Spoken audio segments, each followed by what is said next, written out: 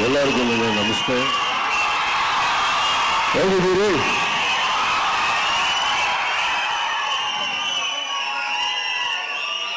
ಅಲ್ಲಿ ಕೆಳಗಡೆ ಕೂತಿರ್ಬೇಕಾದ್ರೆ ಚೆನ್ನಾಗಿ ಕೇಳಿಸುತ್ತೆ, ಇಲ್ಲಿ ನೀವು ಹೇಳಿದ ಅರ್ಧ ನನಗೆ ಕೇಳಿಸ್ಲೇ ಇಲ್ಲ.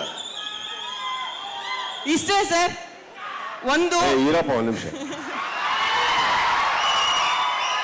ಬ್ಯಾಕ್ ಟು ಬ್ಯಾಕ್ ಸಿನಿಮಾಗಳು ಹಿಟ್ ಆಗ್ತಾ ಇದೆ, which is a very good development. ಇನ್ನೊಂದು ಪ್ರತಿ ಸಿನಿಮಾ ಕಂಟೆಂಟ್ ಇದರ ಶೋರಿಲ್ ನೀವು ನೋಡಿದೀರಾ ಅಂತ ನಂಗೆ ಗೊತ್ತಾಯ್ತು, ತುಂಬಾ ಅಪ್ರಿಶಿಯೇಟ್ ಮಾಡಿದೀರಾ ಅಂತ ಗೊತ್ತಾಯ್ತು. ಪೆಪ್ಪೆ ಸಿನಿಮಾ ಬಗ್ಗೆ ಏನ್ ಹೇಳ್ತೀರಾ? ಒಂದು ಒಳ್ಳೆ ಕಂಟೆಂಟ್ ಜೊತೆಗೆ ಯಾವತ್ತೂ ನಿಂತ್ಕೋತೀರಾ, ಎಷ್ಟೇ ಬ್ಯುಸಿ ಸ್ಕೆಡ್ಯೂಲ್ ಇದ್ರು ಕೂಡ. ಹಾಗೆ ಕನ್ನಡ ಸಿನಿ ಪ್ರೇಕ್ಷಕರಿಗೆ ಪ್ರತಿ ಸಲ ಇಂಥ ಕಾರ್ಯಕ್ರಮಗಳಲ್ಲೇ ನೀವು ಸಿಗೋದು. ಅವರುಂಟು ನೀವುಂಟು, ಬಿಟ್ಬಿಡ್ತೀನಿ ಸರ್ ನಾನು. ನಮಸ್ತೆ. ಎಲ್ಲ ಮಾಧ್ಯಮ ಮಿತ್ರರಿಗೆ ಸೇರುವ ಎಲ್ಲರಿಗೂ ನಮಸ್ಕಾರ ಹೇಳ್ತಾ,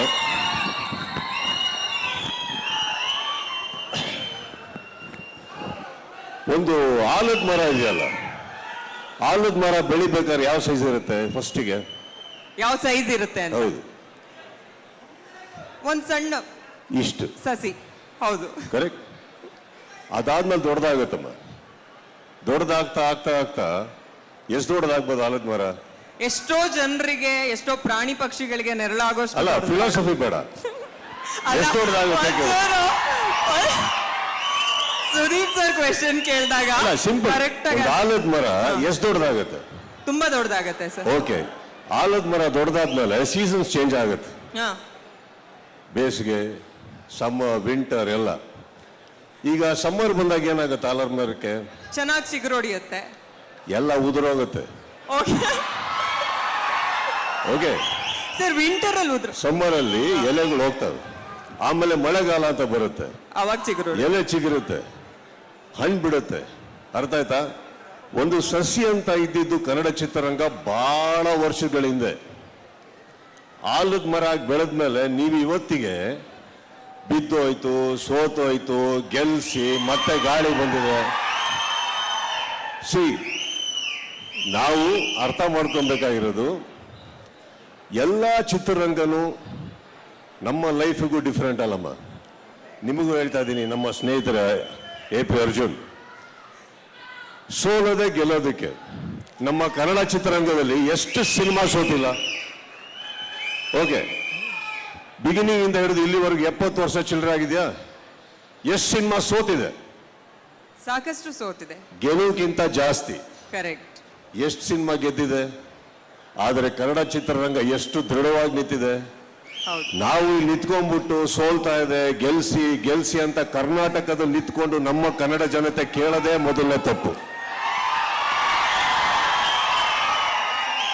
ನೀವು ನಿಮ್ಮ ಹಮ್ಮಲ್ಲಿ ನೀವು ಕೆಲಸ ಮಾಡಿ, ನಮ್ಮ ಜನನ ನಂಬಿ, ನಮ್ಮ ಭಾಷೆನ ನಂಬಿ. ನೋಡಕ್ಕಾಗದೆ ಇರೋ ನೋಡೋದು ಬೇಡ, ನೋಡೋರಿಗೋಸ್ಕರ ಮಾಡಿ. ಮನೆಯಲ್ಲಿ ಚೆನ್ನಾಗಿ ಅಡುಗೆ ಮಾಡಲ್ವಾ? ಮನೇಲಿ ಚೆನ್ನಾಗಿ ಅಡುಗೆ ಮಾಡಲ್ವಾ? ಹಾಗಂತ ಹೋಟ್ಲಲ್ಲಿ ಊಟ ಮಾಡಿಲ್ವಾ? ನೀವು ಹೋಟ್ಲಲ್ಲಿ ಊಟ ಮಾಡಿದ ಮಾತ್ರ ವಾಪಸ್ ಮನೆಗೆ ಬಂದಿಲ್ವಾ? ನಡೆಯುತ್ತೆ, ಅವೆಲ್ಲ ಇರ್ತವೆ. ಗಾಳಿ ಅಂತ ಒಂದು ಬರುತ್ತೆ.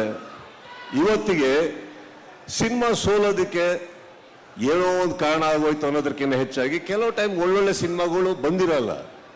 ಅದು ಒಂದೇ ಸ್ಟ್ರೆಚಲ್ಲಿ ಆಗಿರ್ತವೆ.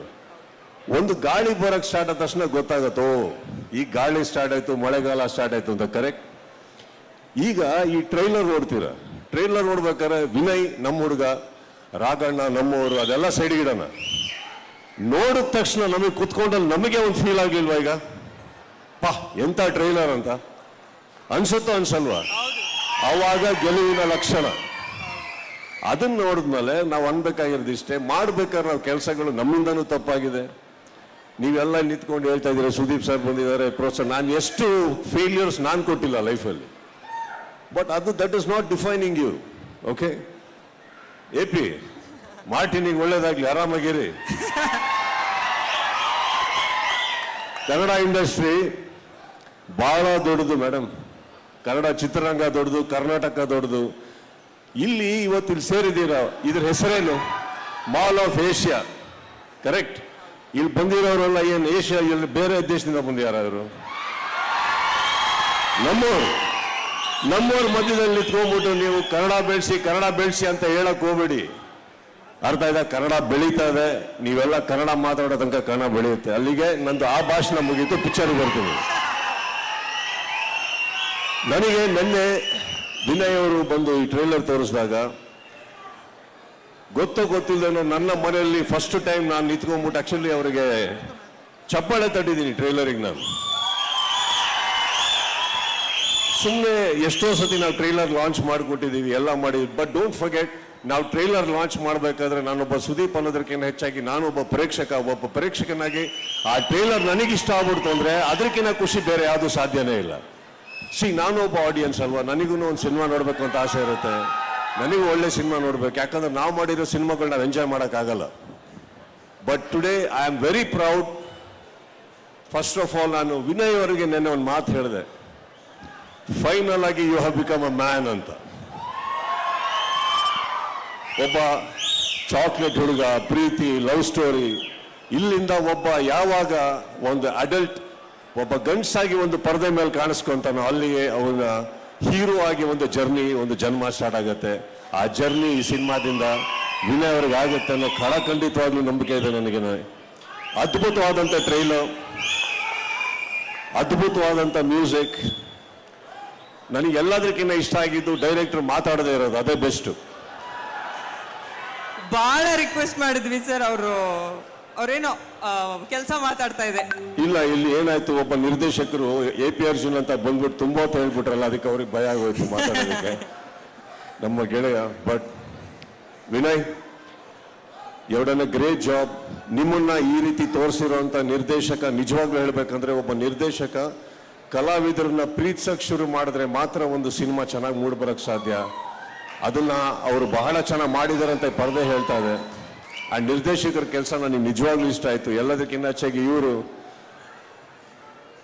ನೋಡಕ್ ಒಳ್ಳೆ, ಆಕ್ಚುಲಿ ಇವ್ರು ನೋಡಿ ಪ್ರಶಾಂತ್ ನಿಲ್ತಾರ ಇದ್ದಾರೆ ನೋಡಕ್. ಇವರು ಮ್ಯೂಸಿಕ್ ಹಾಗೆ ಮಾಡಿದ್ದಾರೆ, ಅದ್ಭುತವಾದಂತ ಒಂದು ಟ್ರೈಲರ್ ಅಲ್ಲಿ ಇವತ್ತು ನೀವು ನೋಟಿಸ್ ಮಾಡಿದ್ರೆ ಅವರು ಬರ್ತಾರೆ, ಸಾಫ್ಟ್ ಆಗಿ ಒಂದು ಇಂಟ್ರೊಡಕ್ಷನ್ ಆಗುತ್ತೆ. ಏನೇ ಇದ್ರು ಕೈಯಲ್ಲಿ ಕತ್ತಿ ಏನೇ ಇದ್ರು ಒಂದಿಷ್ಟು ಹೇಳ್ಬಿಟ್ಟು ವಾಪಸ್ಸು ಪೆಪೆ ಅಂತ ಹೇಳ್ತಾರೆ. ಪೆಪೆ ಅಂತ ಹೇಳಿದ ತಕ್ಷಣ when he enters through that blood and he's increased that music, the level he's given, that is the introduction of a proper hero.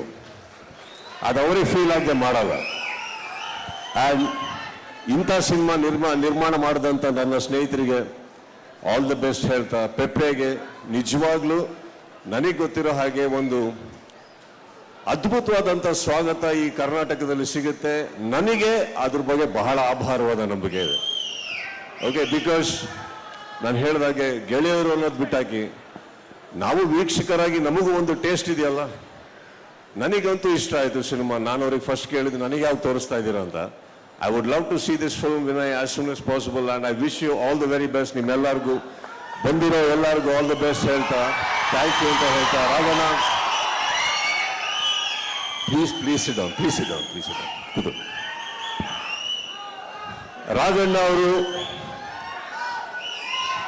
ನಮ್ಮ ಸರೋವರ್ ಹೋಟ್ಲಲ್ಲಿ ಶೂಟಿಂಗ್ ಮಾಡ್ತಾ ಇದ್ರು ಬಂದು. ಅವಾಗ ನಾವೆಲ್ಲ ತುಂಬಾ ಚಿಕ್ಕ ಹುಡುಗರು. ಅವತ್ತಿಗೆ ಅವರು ಏನೇನು ಕನ್ಸು ಕಾಣಿದ್ರು, ಒಬ್ಬ ನಟನಾಗಿ ಏನೇನು ಮಾಡಬೇಕು ಅಂತ ಇದ್ರು. ಅಣ್ಣ, ನಿಮ್ಮಿಬ್ಬರು ಮಕ್ಕಳ ಮೂಲಕ ಅದಷ್ಟು ಈಡೇರಲಿ ಅಂತ ಹೇಳ್ತಾ, ಕರೆಸಿದ್ದಕ್ಕೆ ಧನ್ಯವಾದಗಳನ್ನ ಹೇಳ್ತಾ, ನಿಮ್ಮೆಲ್ಲರಿಗೂ ಮತ್ತೊಮ್ಮೆ ನನ್ನ ಪ್ರೀತಿಯನ್ನ ಹೇಳ್ತಾ, ಕರೆಸಿದ್ದಕ್ಕೆ ಥ್ಯಾಂಕ್ ಯು ಸೊ ಮಚ್. ಒಂದು ನಿಮಿಷ ಸರ್, ವೇದಿಕೆ ಮೇಲೆ ಇರಬೇಕು ಅಂತ ರಿಕ್ವೆಸ್ಟ್ ಮಾಡ್ತಾ ಇದ್ದೀನಿ. ರಿತು ಮೆಹ್ತಾ ಅವರು, central director mall of Asia, ದಯವಿಟ್ಟು ವೇದಿಕೆ ಮೇಲೆ ಬರಬೇಕು. ಹಾಗೆ ರಾಜ್ ಈವೆಂಟ್ಸ್ ನ ರಾಕೇಶ್ ಅವರು ಬರಬೇಕು. ಒಂದು ಚಿಕ್ಕ ಟೋಕನ್ ಆಫ್ ಅಪ್ರಿಸಿಯೇಷನ್ ಸರ್, ಇವತ್ತು ನೀವು ಕಾರ್ಯಕ್ರಮಕ್ಕೆ ಬಂದಿದ್ದಕ್ಕೆ. ಕ್ಯಾಮ್ರಾ ಘಟ ಬರಬೇಕು ಸರ್, ದಯವಿಟ್ಟು.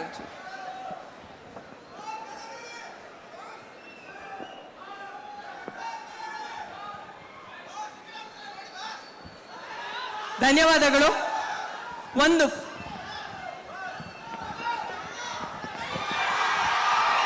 ಇಡೀ ಪೆಪ್ಪೆ ಚಿತ್ರತಂಡದ ಜೊತೆ ಒಂದು ಫೋಟೋ ಆಪರ್ಚುನಿಟಿ ಸರ್. ಒಂದು ನಿಮಿಷ ಮೇಡಮ್.